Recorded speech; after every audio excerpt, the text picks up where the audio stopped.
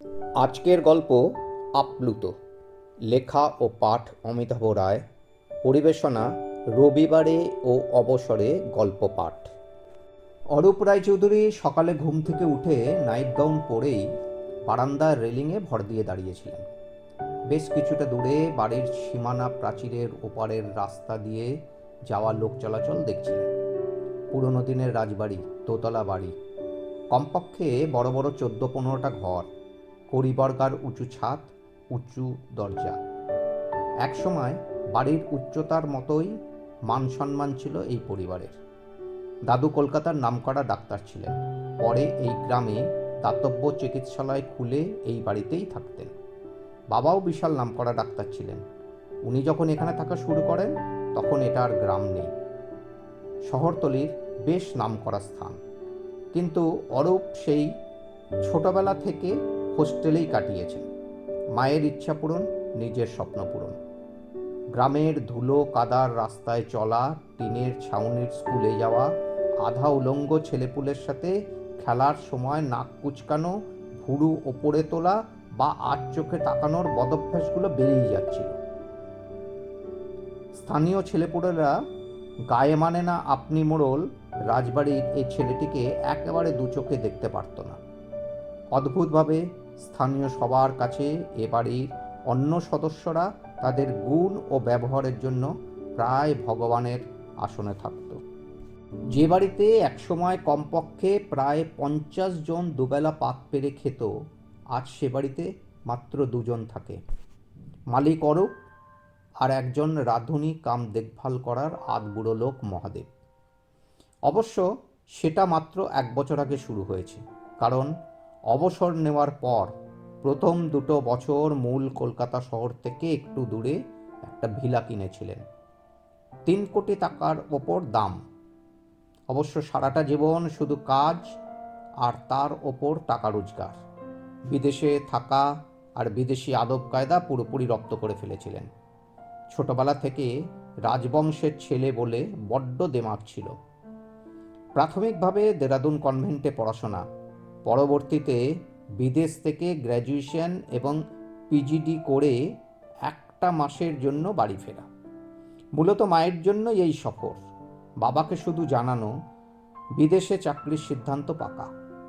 জানেন কোনো উত্তর পাবেন না। ওনার পছন্দ মতো ডাক্তারি পড়া তো হয়নি, দেশের সেবা করাও হলো না। আজকের জন্মের দিনটা মা কোনোদিন ভুলতে দেননি। হোস্টেলে থাকলেও উনি হয় নিজে পৌঁছে যেতেন অথবা সকালে উঠেই আশীর্বাদ না জানিয়ে জলস্পর্শ করতেন না। অথচ অরূপের মানসিক ঔদ্ধত্য এমন পর্যায়ে পৌঁছে গেছিল, সে কারোর জন্মদিন, বিয়ের অনুষ্ঠান, বন্ধুদের ফ্যামিলি পিকনিক বা কারোর মৃত্যুতে উপস্থিত হওয়া তো দূরের কথা, একটা শুভেচ্ছা বা সান্ত্বনা বাক্য পর্যন্ত ব্যয় করতেন না। উল্টো দিকে কেউ ওকে জন্মদিনের দিনে শুভেচ্ছা জানাতে সাহস পায়নি, কেউ বা ঘৃণার কারণে জানায়নি।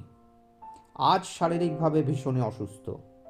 কখন যে ভেতরে ভেতরে এমন ক্ষয় হয়ে গেছে সেটা বুঝতেই পারেননি। ডাক্তারবাবুরা বলেছেন পৃথিবীর সব কিছু অগ্রাহ্য করতে গিয়ে নিজের অজান্তেই মনকে সঙ্গী করেছেন, ফলে শরীরের আজ এই দশা। আজকে মহাদেব মূল দরজার তালা খুলেনি, এটা প্রায়ই হয়। ওর বাজারে যাওয়ার দরকার না থাকলে বাইরের আর কারোর তো ভেতরে আসবার কোনো কথাই নেই। শরীরের সাথে জীবনের যে চরম ক্ষয় হয়ে গিয়েছিল সেটা একদমই ধারণার বাইরে ছিল। বাবা গত হওয়ার পর সাহেবী কায়দায় শ্রাদ্ধ করতে গিয়েছিলেন, কিন্তু হাতে গোনা কয়েকজন উপস্থিত হয়েছিল। প্রতিবেশীরা ওই দিনই স্কুলের মাঠে ওনার বাবার মূর্তি স্থাপন করে আর স্থানীয় প্রতিবেশী এবং কাঙালিদের ভোজন করানোর ব্যবস্থা করে। মা গত হওয়ার পর আগের বারের অসহযোগিতা আর অপমানের অভিজ্ঞতায় কোনো লোকাচার মানেননি। এতদিন সব দুঃখ তুড়ি মেরে অস্বীকার করেছেন, কিন্তু এবার স্বীকার করে নিতে বাধ্য হলেন। যখন সবচেয়ে বড় দুঃখ পেলেন স্ত্রী গত হওয়ার পর। অরূপের সংসারের ওপর ঔদাসীন্যতার জন্য উনি মানসিকভাবে ক্লান্ত ও বিধ্বস্ত হয়ে গিয়েছিলেন। ছেলে রিতমের প্রতিদিনের ফোন, প্রতি ঘটনায় মতামত জানা, মার প্রতি আক্ষরিক অর্থে প্রবল টান হয়তোবা কিছুটা উজ্জীবিত করতে সময় বিশেষে। মাঝরাতে মৃত্যু ঘটেছে।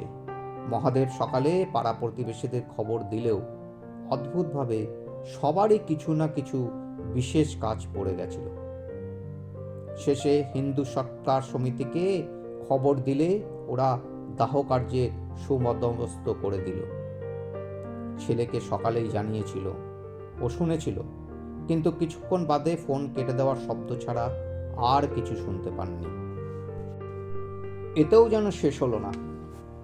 গত পরশু এক বন্ধু খবর দিল, রিতম মায়ের কাজ বিদেশে বসে শাস্ত্রসম্মতভাবেই করেছিল, এমনকি মাথা ন্যাড়াও করেছিল।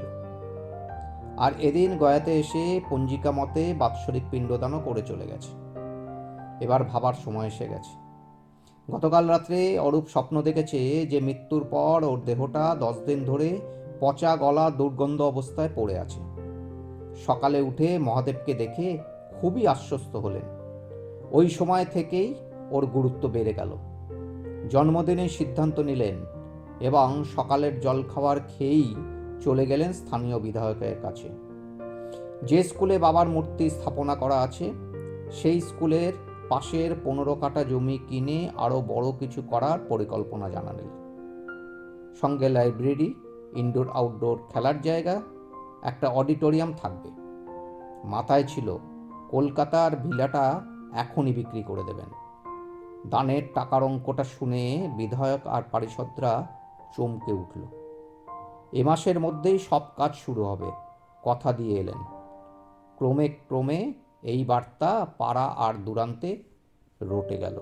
বাড়ি ফিরেই উকিলবাবুকে ডাকলেন। বাড়িটার একটা সদ্গতি চান। আইন অনুযায়ী ছেলের একটা সই অবশ্যই প্রয়োজন। ইচ্ছে উঠোনের মধ্যেই ঠাকুর চাকরদের অংশটা এর মধ্যেই সুন্দরভাবে মেরামত করে মহাদেবের নামে লিখে দেবেন। ও সুদূর গ্রাম থেকে পুরো পরিবার নিয়ে আসবে। আর মূল বাড়িটা অরূপের মৃত্যুর পর একটা নির্মল পরিবেশের বৃদ্ধাশ্রম হবে। দেখাশোনার দায়িত্বে থাকবে মহাদেব আর ট্রাস্টি বোর্ড। তক্ষুনি রিতমকে উকিলবাবু ফোন করে সমস্ত ঘটনা জানালেন আর সই করার জন্য একবার আসতে বিশেষ অনুরোধ করলেন। কথোপকথন মোবাইলে চলছিল, কিন্তু স্পিকার অন ছিল। উত্তর শুনে অরূপ সহ সবাই একটু চমকে উঠল। রিতম জানালো সে স্কুলের আনুষঙ্গিক কাজ শেষ হলে উদ্বোধনের দিন অবশ্যই সপরিবারে আসবে আর বাড়ির ব্যাপারে সমস্ত সই করে দিয়ে যাবে। অরূপের বুকে অন্য ধরনের একটা চিনচিন ব্যথা পড়ল। এ যেন অন্য এক আনন্দের অনুভূতি। চোখটা বন্ধ করে এক মুহূর্ত ভাবারই সুযোগ পেল না। বহুদিন বাদে সদর দরজা খুলে কেউ অন্দরে প্রবেশ করতে চাইল। হৈ হৈ শব্দে সদর বদলে বিধায়ক হাতে বিরাট এক মালা নিয়ে জন্মদিনের শুভেচ্ছা জানাতে এলেন। অরূপ উঠে দাঁড়িয়ে অবাক চোখে মহাদেবের দিকে তাকাতেই ও চোখ নিচু করে ফেলল। জীবনে হয়তো প্রথমবার আপ্লুত হয়ে প্রতিবেশী সহ সবাইকে ডিনারের আমন্ত্রণ জানালেন। এবার শুধু মহাদেব নয়, নিজেও আয়োজনে নেমে পড়লেন যাতে অনুষ্ঠানে কোনো ত্রুটি না